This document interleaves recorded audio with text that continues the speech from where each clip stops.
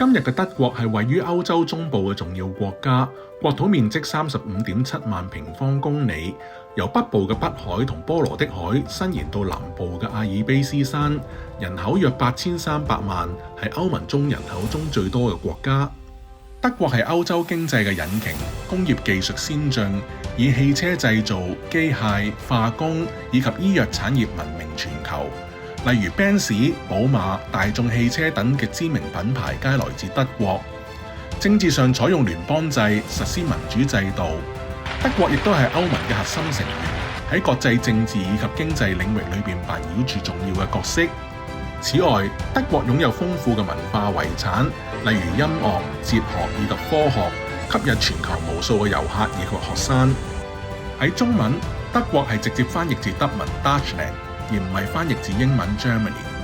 其實歐洲各國對德國有好多稱謂，甚至乎讀音可以完全唔同，因為佢哋嘅翻譯方法來自唔同嘅日耳曼部落或者歷史階段。例如喺法文係 Anomaly， 西班牙文係 Anemania， 芬蘭文係 Saksa， 匈牙利文係 Németország， 波蘭語係 Nemza 等等。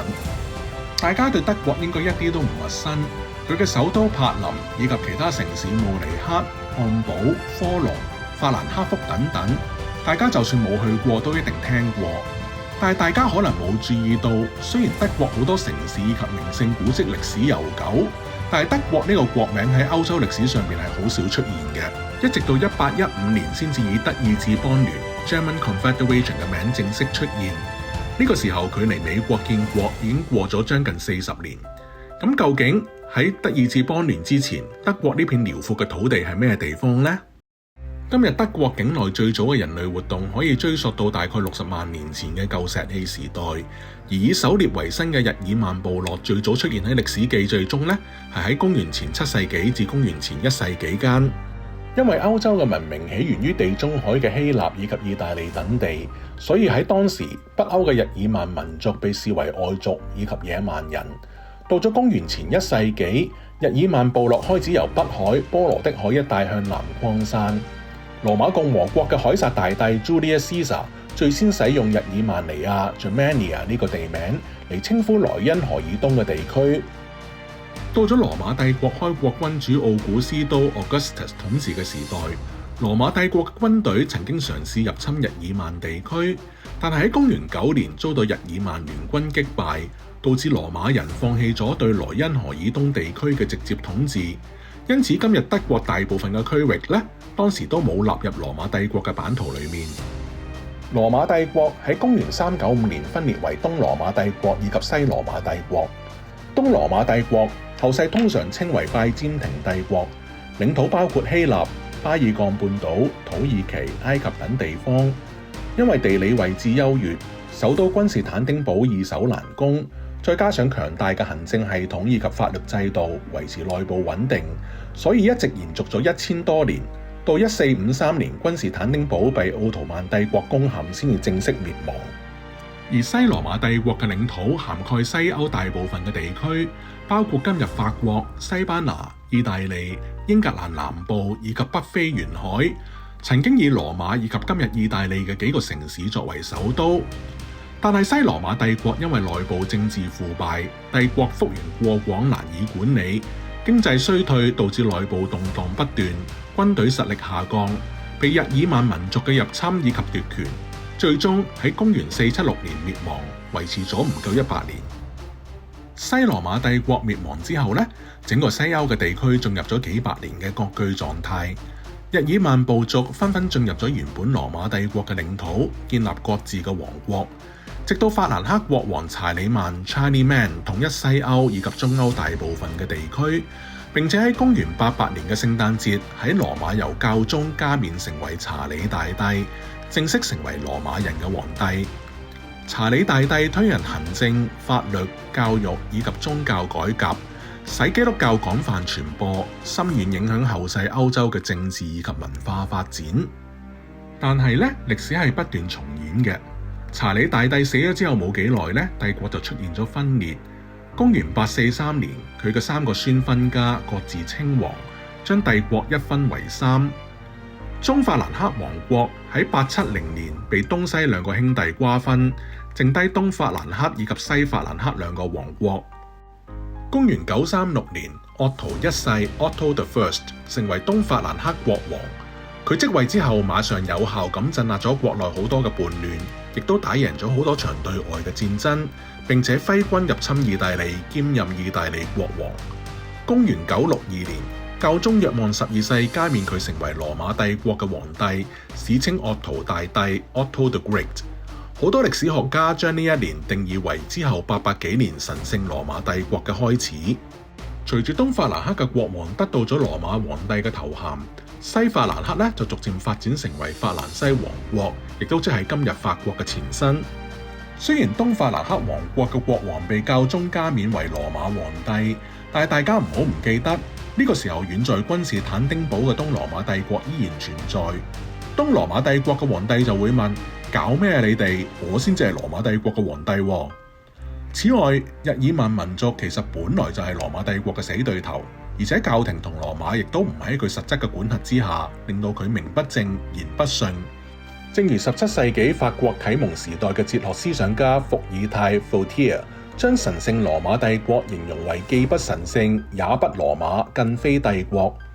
所以鄂圖大帝之後嘅歷任皇帝都想證明自己嘅正統性，不斷咁想佔領意大利以及羅馬，挾持教宗，甚至喺1157年腓特烈一世 Frederick the First 統治期間入侵意大利以及短暫佔領羅馬，並正式採用神聖羅馬帝國 Holy Roman Empire 作為國號。就係因為神聖羅馬帝國大部分嘅皇帝都冇好好用心去管理國家，當佢嘅鄰居法國以及英國開始凝聚民族意識，發展成為一個個獨立國家嘅時候呢，神聖羅馬帝國並未能集中中央政府以及皇帝嘅權力，統一國內各自為政嘅大大小小幾百個獨立諸侯國、自由城市以及教會領地，就好似一盤散沙一樣。而且800幾年都冇正式嘅國界，亦都冇固定嘅首都，甚至連貨幣、軍隊以及法律喺幾百年裏邊都未能統一。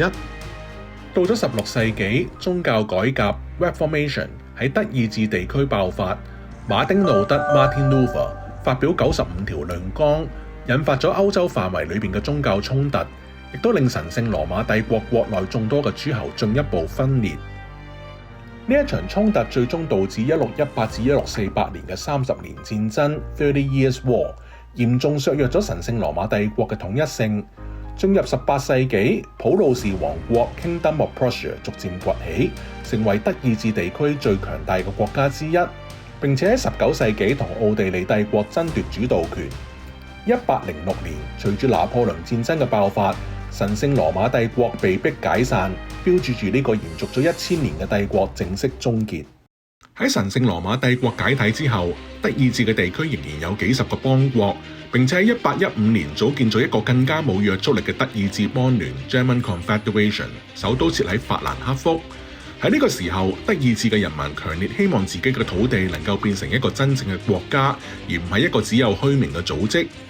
拿破崙戰爭之後，歐洲各國舉行咗維也納會議，重新繪製歐洲嘅政治版圖。普魯士王國獲得咗大量嘅德意志地區嘅領土，逐漸成為統一嘅主導力量。普魯士甚至打贏咗好多場對外嘅戰爭，最終喺1871年喺凡爾賽宮宣布成立德意志帝國 German Empire， 首都設喺柏林，並且由普魯士國王威廉一世加冕成為德國皇帝，令到德意志民族第一次成為一個統一嘅單民族國家。德意志帝國喺19世紀末以及20世紀初迅速發展，成為歐洲最強大嘅國家之一。但係帝國嘅擴張政策導致佢同歐洲其他列強衝突，最終喺1914年爆發第一次世界大戰。1918年德國戰敗，威廉二世退位，德國成為民主共和國。但係經濟嘅危機以及政治嘅不穩，導致納粹黨喺1933年掌權，並且由希特拉建立獨裁政權，最終導致1939年爆發第二次世界大戰。1945年德國再次戰敗，納粹政權滅亡，國家分裂成為東德以及西德，兩個德國分屬於唔同嘅政治陣營，東德受蘇聯控制，而西德就成為美國以及西方陣營嘅一部分。首都柏林更分為東西兩部分，其中西柏林由英美法管理，而東柏林就由蘇聯管理。有好多人以為柏林係位於東德同西德嘅交界線，而柏林圍牆呢就係阻隔東德同西德嘅一道牆。其實柏林深入東德境內，距離波蘭比距離西德更加接近。由美英法三國管理嘅西柏林完全被東德包圍，